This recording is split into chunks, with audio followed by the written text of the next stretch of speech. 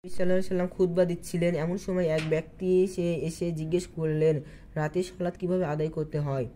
মানে খুতবা, জানেন তো, খুতবা দিচ্ছিলেন, তখন এক ব্যক্তি রাসূল সাল্লাল্লাহু আলাইহি সাল্লামকে জিজ্ঞেস করলেন রাতে কিভাবে সালাত আদায় করতে হয়, রাতের সালাত কিভাবে আদায় করতে হয় আল্লাহর রাসূলের কাছে নির্দেশ চাচ্ছেন। নবী সাল্লাল্লাহু আলাইহি সাল্লাম বললেন, দুরাকাত করে, মানে দুরাকাত করে আদায় করতে বললেন।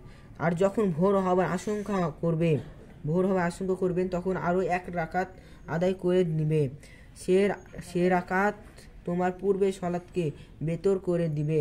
ওয়ালিদ ইবনু কাসির রহমাতুল্লাহ বললেন, উবাইদুল্লাহ ইবনু আব্দুল্লাহ রহমাতুল্লাহ আমাকে বলেছেন, ইবনু উমার তাদের বলেছেন, এক ব্যক্তি নবী সাল্লাল্লাহু আলাইহি সাল্লামকে মসজিদে থাকাকালীন সময়ে সম্বোধন করেছেন।